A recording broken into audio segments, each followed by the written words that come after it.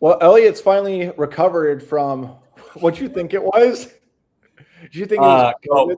Oh, it was COVID. I thought you meant the conversation we just had where I was. Oh, no. Another thing, house stuff. But yes, I can finally think. Dave, I don't know if you've experienced COVID brain, but dude, I mean, I couldn't write. And like, this is our job. Like, I don't even just write for 24/7. I write for Prep Network, and I couldn't do either of those things. I couldn't think. Yeah. So a rough week and a half, but we're back. I just say, if you don't know what like century you're in, like I remember it's like having a hardcore nap, and you nap for like 2 hours and you wake up and you're wondering if you're in the Middle Ages. Right. And you're just so groggy. It was the way I described it to my mom. And I think, I'm sure it's different for everybody. Everybody, like Rachel got COVID too. Which, by the way, pretty sure we got COVID from Sean. So thanks, Sean. Second, it's like, wait, Sean, I didn't even know. Wait, did Sean have COVID? Yeah. He apparently was feeling sick, and we sat right next to each other at the basketball game, and then we did our rapid recap right next to each other, and then he told me after all of that, "Oh yeah, I've been feeling sick." Oh. I wish he told you live on camera. Yeah, gosh. But yeah, I got Rachel's mom sick too. It's been a whole ordeal. Anyway, it's like COVID brain is like, the way I described it is like you have your brain, and it's a loose substance, like, but it's like there's a density in there to where the thoughts can't move. It's crazy. Yeah. No, I know that's a really good way to describe it, actually. Did not like it at all. So we're back. Good to have you back. Yeah. And honestly, dude, like we've been so busy too with everything. I'm happy we finally got a chance to hop back on the podcast because, I mean, a ton of stuff's been happening. And I know, by the way, I know how pissed you were that it was portal season in the middle of all this too. Yeah. Yeah, I mean, our group text was kind of whenever you were in and out of like sleeping and trying to recover, he just sent a text like, "I hate being sick at this time." Yeah, I can't get worse. And thank you guys for handling everything. Which you guys were a great team before I joined, and I knew we would be fine. So yeah, we're good. So, speaking of great teams, Iowa recruiting, I'm floored by what they've done in the portal. And I have to think about it from this sense, Eliot. Let's do an overview of the class. Let's break down most impactful. We'll kind of go about that. People get caught up in the schools too much. Yeah. I admit it. I'm the same way. Because I went on Trent Condon's show last week, and I said, I was asked if they were scraping the bottom of the barrel. And I said, yes, as far as programs go, but not the individual talent. Because I think, the Kent State kid was I thought he would have been really good just from an explosive standpoint. You take a look at 2 minutes of Tony Diaz's film from last season, and you see why Alabama offered him. Yeah, Iowa got a wide receiver over Alabama. It's incredible. He didn't even go visit Alabama. He was scheduled to. So you got to credit Iowa there. But a very important factor I feel like people are overlooking in this, Eliot, these guys have multiple years of eligibility. Like almost every single player they have has multiple years of eligibility. And I do believe that was something they targeted. And where I was going with it too is these were clearly Iowa's top targets in the portal because they jumped on a lot of these guys right when the portal period opened. So for people believing, oh, Iowa just has to go after these guys or these guys. No, these are the guys that Iowa identified, and these are the guys that they went after. They went after dominant players at lower level, have a chance to make some big plays next year. And then in that second year is when you really think you'll really cultivate together once they get a taste of Big Ten play, power football. Maybe except for Tyler Brown. I thought that was a heck of a get out of the portal. James Madison's, again, guy that has college football playoff experience. Very good James Madison program. You're getting impactful guys that are going to, at no worse, push the team to the next level next season. And something I'm still looking at, and I'm starting to believe it's not going to happen, I really like LJ Phillips. I really like running back LJ Phillips from South Dakota. Iowa's lost 2 running backs in the portal already. I'm still looking, Eliot, if there's going to be a third, because there's a lot of competition in that room for guys that have played some decent snaps throughout this past season. So give me your take on the class. I mean, it's not done. There's still a possibility they add a couple more. They're going to add a punter. Looks like they're going after a long snapper. And I think they want another safety and potentially defensive lineman as well. So okay, I'll give you the floor. Yeah, there's been talk specifically, and the biggest splash of that group, obviously you have to have a punter, but the biggest splash would be an additional defensive lineman, which in my opinion would take this class to another level because it's just another like level of depth and insurance at a position that rotates a ton of bodies. So you mentioned the eligibility. There's only one player that they brought in that only has 1 year of eligibility, and that's Bryce Stevenson. And you're more comfortable with that because he's been doing it for 3 years, has played over 1,300 snaps for Holy Cross. And this isn't even like adding a guy who is just really good for a really bad team. Holy Cross is traditionally one of the best programs in the FCS, especially over the last 5 years. The FCS is pretty traditionally dominated by the Big Sky Conference and the MVFC. And that's one of those programs that's outside of those two conferences that does compete with some of those top programs in the middle of the country. So, and he just kind of fits that mold of what you think of at that one tech spot for the Iowa defensive tackle position. You think of Noah Shannon, a guy who's a little bit shorter, a little more stout, eats up blocks, really good in the run game. That's Bryce Stevenson. That's what you're getting. And if it's a 1 year rental, that's okay. You've still got Bryce Hawthorne. We've heard good things about Devin Kennedy and Brad Fitzgibbon. And of course, you've got your NASCAR package where Yosei Epinesa could slide in, a Kenneth Merriweather could slide in. Who knows? Maybe a Kamari Brown, depending on how much weight he adds this offseason, could slide in too.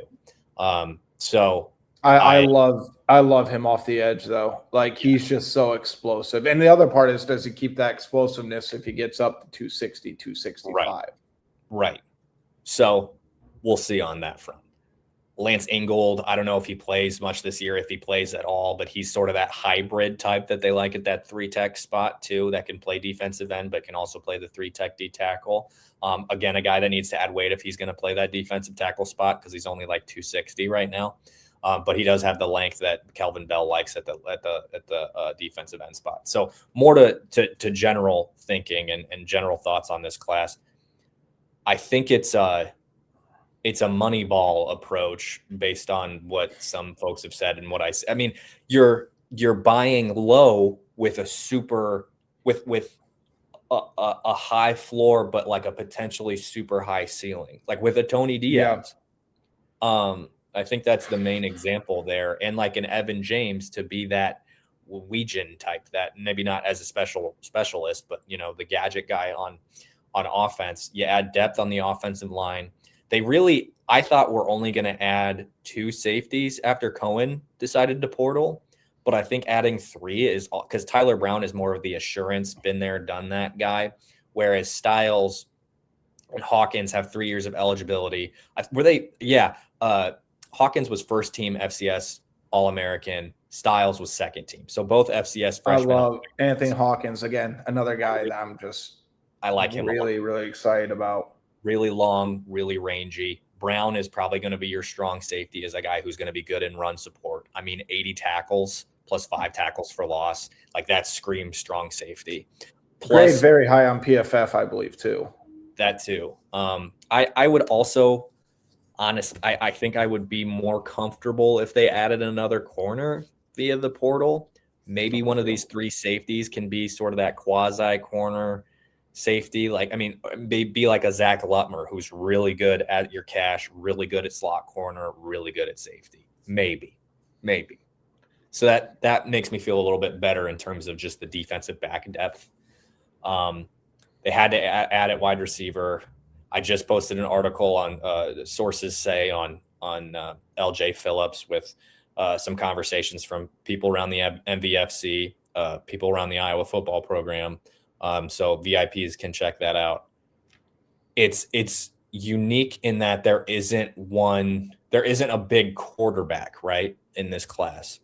And that's not something that has been relevant for, I mean, like the biggest piece in a lot of these classes in recent memory has been quarterback. Cade McNamara, Brendan Sullivan, Mark Gronowski.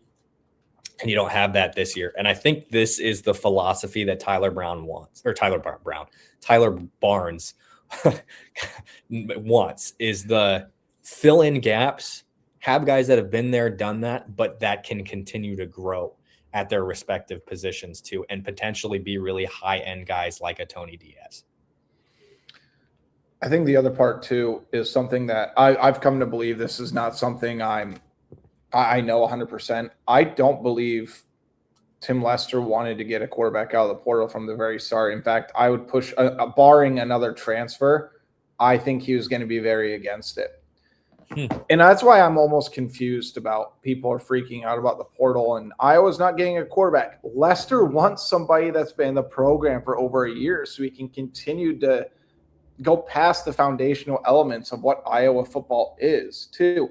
And I believe we're going to see some new additions of the offense next season, new wrinkles, because something I noticed near the end of the year, after Mark Gronowski got healthy for the month, maybe about 85% healthy, right? Lester took the approach of, we're going to pass the ball when we need to. Otherwise, we're going to try to trick defense's eyes.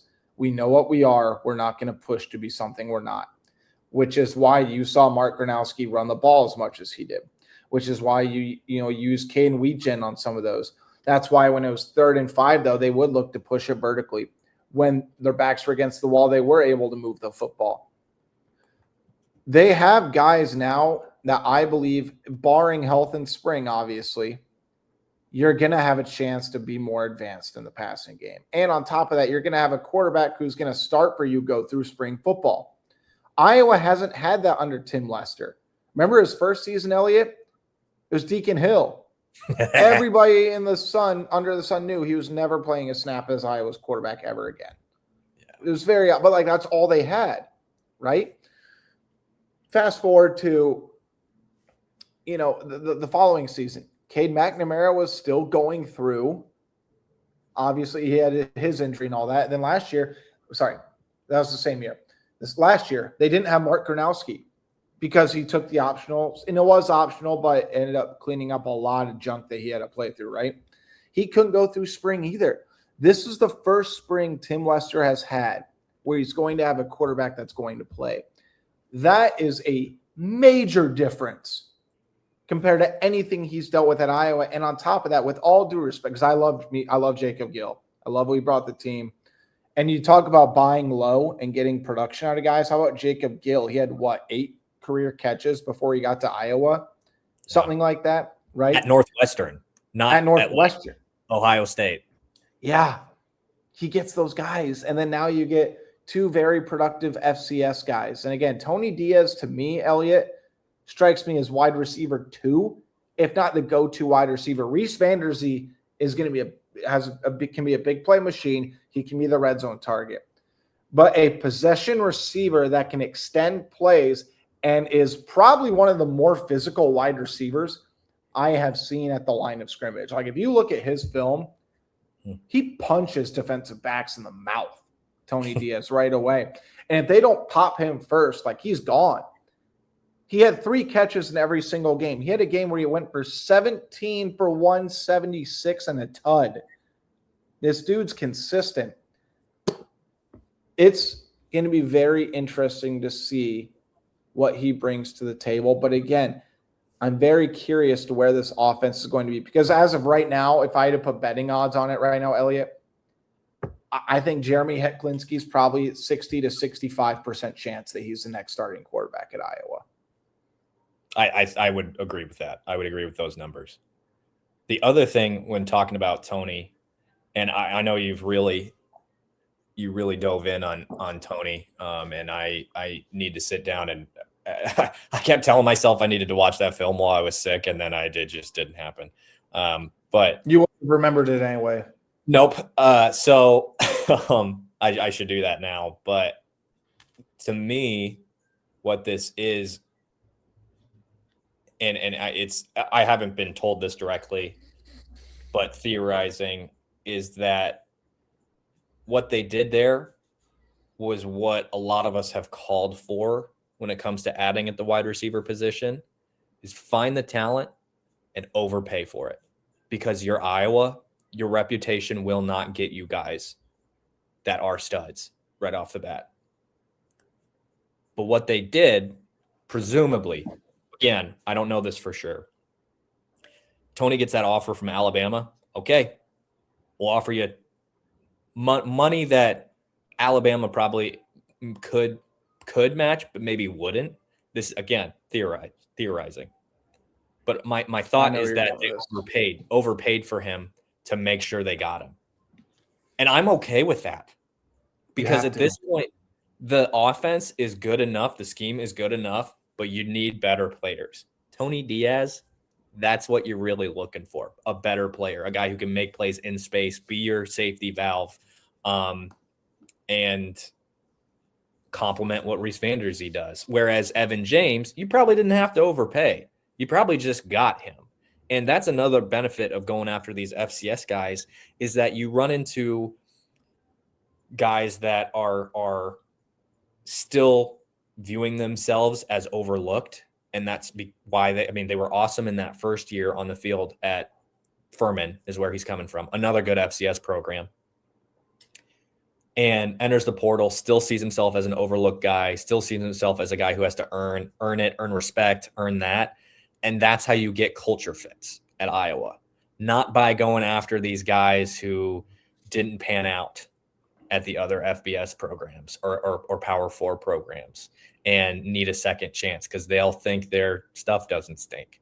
Whereas you're going after guys like Diaz, like James, who feel they have to earn it. And that's what Iowa's all about, is we'll bring you here, but we're not going to hand you anything. And guys like James, guys like Diaz embrace that kind of thing. And those are the type of players you need that you're getting out of the portal.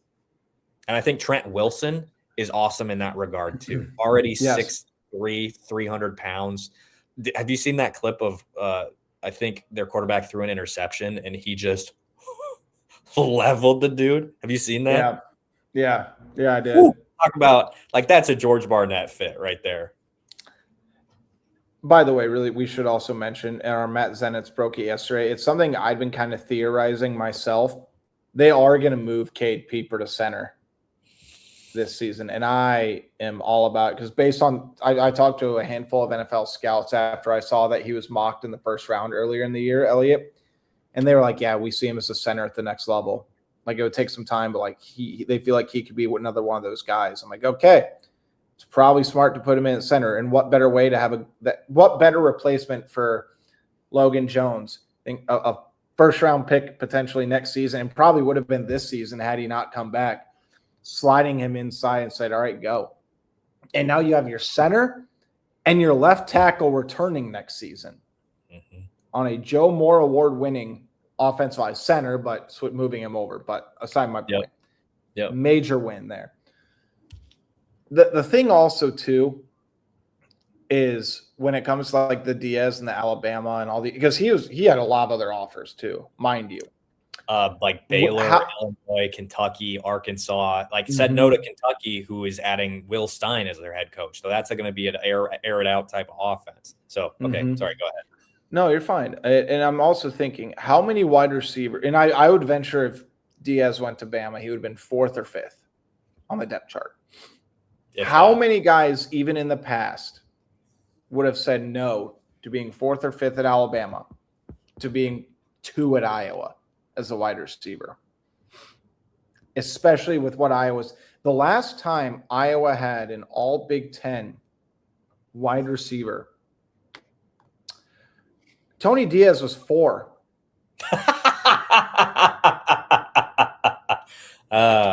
It's not like he grew up and watched Iowa just pop off the map due to great wide receiver play, right? So again, and I've been asked repeatedly by people on shows, we've talked about on the podcast, like, how does Iowa recruit wide receivers? You overpay them. And you say, hey, you know what? You can be the one to make the difference. Because imagine the kind of pitch like a Tony, and again, I'm projecting here, okay? Imagine the kind of pitch if Diaz ends up with like 800 yards one season throughout his career, gets an all Big Ten third team, goes to NFL draft interviews and stuff and says, hey, look what I did in that receiver room. And when's the last time they had that? Like, that's going to pop off the map to the right fit of NFL teams. So I do think there's a little bit of a pitch there. And to high school recruits, because high school recruits. We can do it. Yeah. Imagine we did this with an FCS guy. The other thing about LJ Phillips too, and I meant to bring this up earlier, he can catch the ball.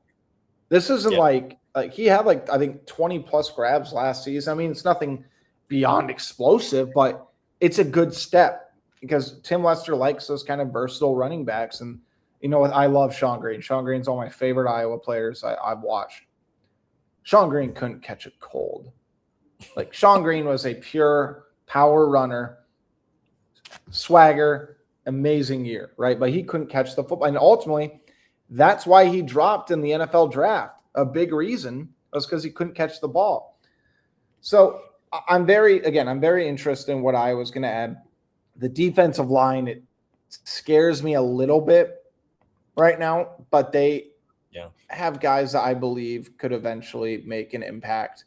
They got to get a go-to pass rusher. I think there's going to be a lot of pressure on Hawthorne. I think there's going to be a lot of expectations on Yosei Epinesa, who probably does as good of a job as anybody, just not paying attention to what anybody says about him and going about his business. It fits and runs in the family. He just keeps it really low key. And I think that's the best thing for him. And we'll obviously get into our roster and too deep breakdown in the future. But you look at this team, Eliot, like, if I'm projecting Vegas's line right now for Iowa next season, it's going to be 8.5 wins because the schedule lines up night. We need to see when everything is, but based on opponents, based on what everybody's subtracting or adding, I'm going to call it right now. Iowa is going to be favored in at least 10 of their 12 regular season games this season. The only two they're not, it's going to be Ohio State at Kinnick and at Michigan. And I'll tell you, at Michigan, I don't think it's going to be as crazy of a spread as people think. But every other game, maybe Washington, but I'll tell you what, man, I'm really intrigued about how Devin Williams gets the respect of his team back after that stunt he pulled. And at Illinois could be a little tough. Depends on how they've lost a lot. They've lost a lot too, though. But again, the season sets up nicely, and I think there should be a lot of excitement about it. Also an overlooked ad that we probably should mention: Eli Ozick, North Dakota State kicker. I mean, you're replacing Drew Stevens, who made the most field goals in Iowa history. And I think losing LeVar Woods on top of that, you're replacing the whole special teams unit. Very interested in how special teams runs next year.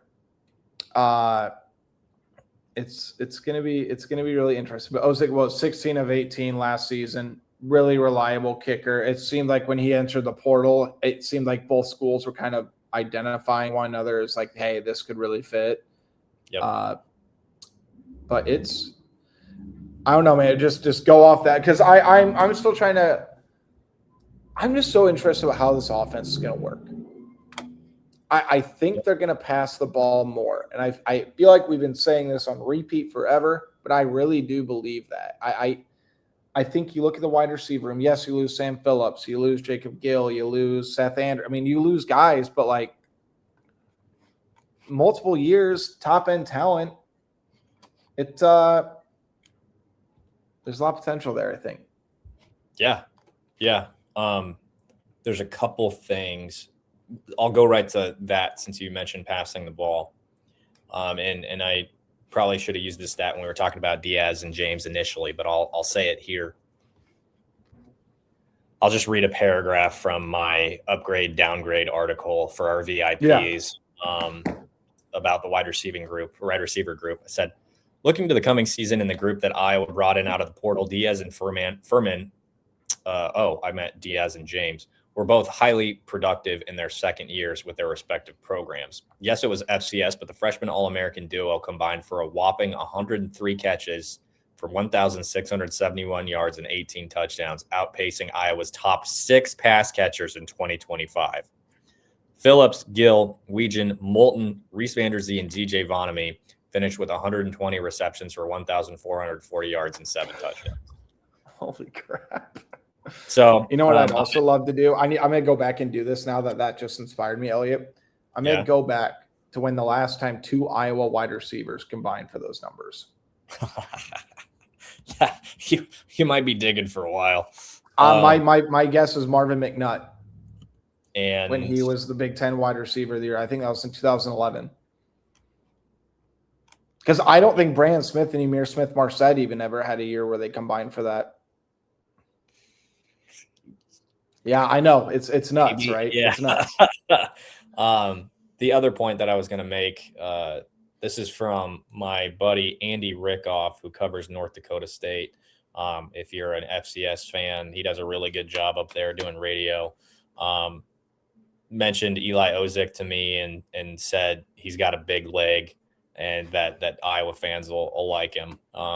Big leg to the tune of making a 54-yard field goal this last year outside, not in the Fargo Dome. He did that against Indiana State.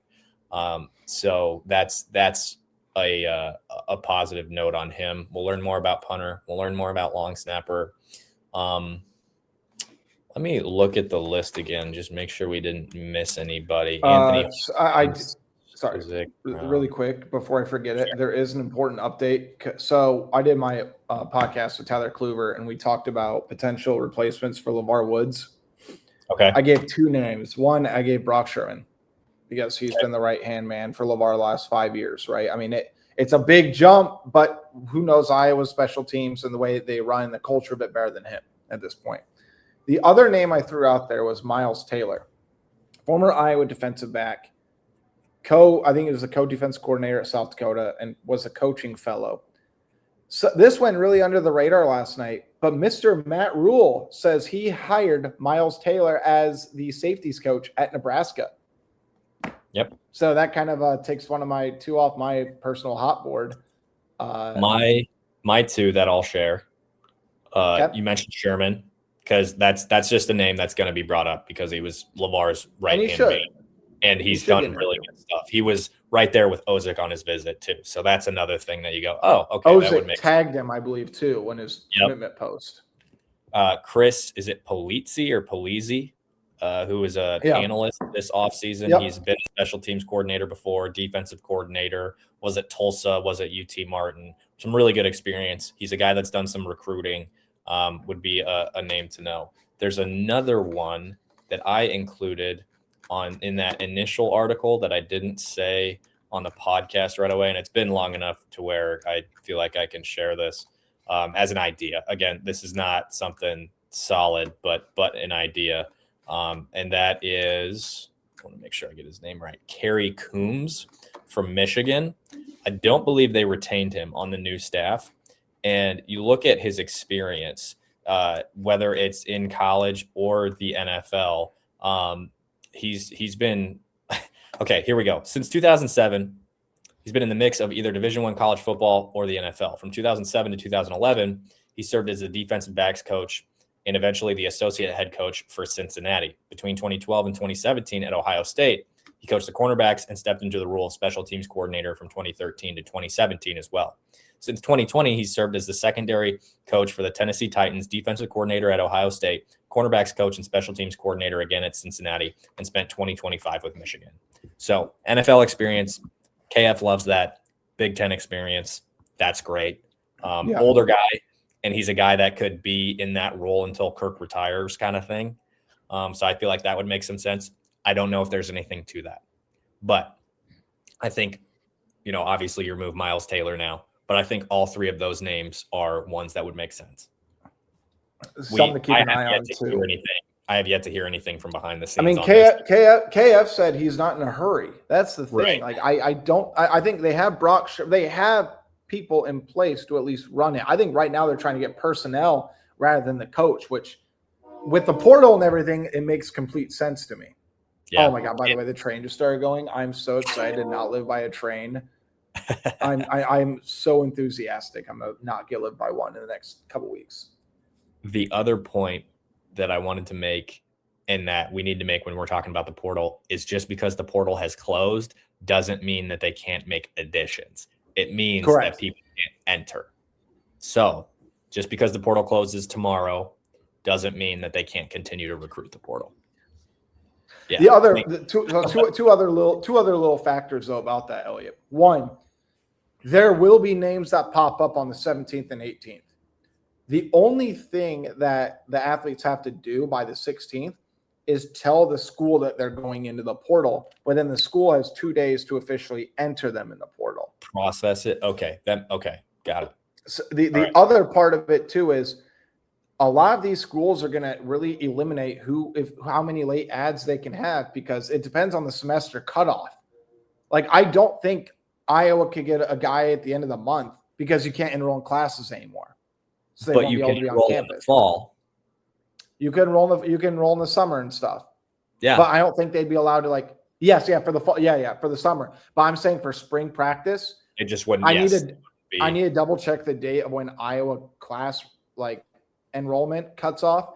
But I think it's like the 27th or 28th.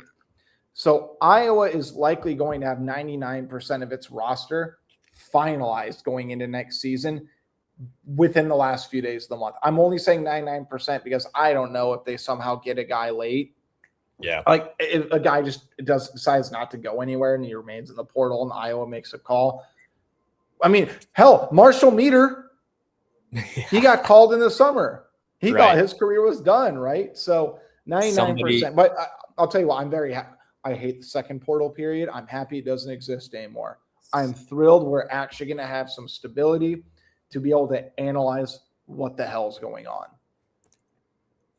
The thing that I would say when you say 99% as well, what I would add to that is that who knows what happens in the spring. There's a reason there was a portal window in the spring.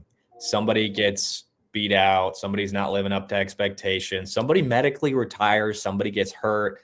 Things like that. And there are still going to be there are guys that entered the portal this winter that effectively ended their football careers.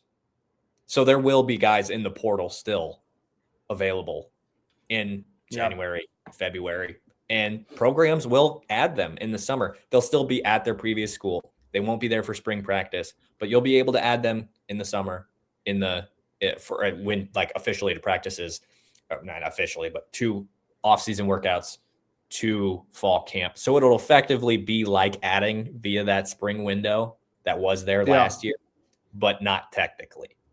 So there is that.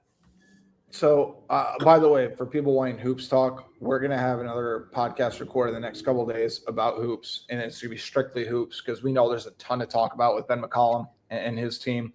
I want to throw 2 things out at you, Elliot, before we wrap this up. One, my preseason over-under line for Tony Diaz is 355.5 yards. Do you think that's probably a decent number? Because by the way, I'm assuming he's going to be the number 1 or 2 wide receiver target. DJ Vonnegut is going to be the number 1 target on the team. But wide receiver. DJ Vonnegut has to be a focal point of Iowa's offense. Just look at what he's done and who he's going to be. I already have NFL scouts asking about him. This dude's going to be a problem next season. So, far as receivers go, pass catchers, if you include Vonnegut. Vonami finished the year with 434 yards. Caught 29 passes for 434 yards. Second was Jacob Gill, 24 catches for 278 yards. It's insane. It's insane. Reese Vanders. So if Vonami was anywhere near as good in the first half of the season as he was the second half of the season, those numbers would have been higher. If Mark Gronowski, he would have been on the Mackey Award finalist. He would have been in New York for the ceremony. If Mark Gronowski had the spring, those numbers would have been higher. If Reese Vandersee was healthy for the first half of the season, his numbers would have been dramatically higher. So there is a grain of salt there. But if my aunt had a you-know-what, she'd be my uncle. So the stats are still the stats. Yep. I think you're not saying 600 yards. You're not saying 800 yards. You're saying 355. And I think that's reasonable. I'm just, you know me. I don't bet on sports, period. I know you bet and you don't bet on I dabble. You dabble. But I don't bet, period. So I wouldn't, and even if I was a betting man, I wouldn't touch that with a 10-foot pole. You just have to. There's a reason I picked Vanderbilt to win the bowl game. You got to show me. And they're still in that. I'm just happy I finished 12-1 picking games on the year. Yeah, I finished 11. We all did pretty well though too. Yeah, we did. We all did really well for being diehard homers. We did all right, Yeah. So I could see that. I think that's a fair number. I think it's counting the optimism, but also being rational. So I think it's fair. And did you have something else you were going to say? I was going to say we'll dive more in the portal too when we get Sean back too. I just felt like we had to talk about this portal cycle with everything Iowa's gotten. I'm going to do a film breakdown of James today too, so I'm hoping that can be up. This is a long day for me. I got so much radio. I have radio appearance. I got to go to that game later tonight. It's going to be a long day. Like, this is even coffee. I'm out of coffee. I'm drinking caffeinated tea right now, Eliot. Like that, I know. It's a whole new world in 2026. I won't say what I want to say in response to that. We'll turn the mics off and I'll tell you what I'm thinking. Yeah. Okay. So basketball pod coming up when Sean gets back from Indiana. We'll hopefully he's not feeling sick. Hopefully. I'll let you. All right. Well, again, I was going to say HawkeyeInsider.com, Eliot Clough, David Eickholt. Be sure to stay locked in. We've been delivering intel every day. We still have a lot of fun stuff coming up. I finally moved into my house in a couple weeks, Eliot. I'm going to actually have a studio. So I'm going to hopefully get more like actual multimedia stuff and conversations out. Big things ahead. It's going to be a really fun year. I just remembered that SMU transfer is visiting today. Probably going to be a preferred walk-on. I just thought we should mention that based on what we have gathered, probably going to be a preferred walk-on. But you add a P4 guy with 3 years of eligibility. If he becomes something, he becomes something. If not. It's just not a. It's not a Diaz. It's not. He is tight. He is tight with Diaz though. They're friends.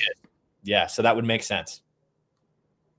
And the other part is too trying to get a pipeline between Texas and Iowa too. And Omar you take the mid 3-stars from Texas. You take the 80th ranked athlete out of Texas 10 times out of 10. Yeah, it's not difficult. Yeah. Omar Young has connections to Texas too, so just keeping that ball rolling. So again, David Eickholt, Eliot Clough. We will talk to you soon, and as always, stay locked into HawkeyeInsider.com.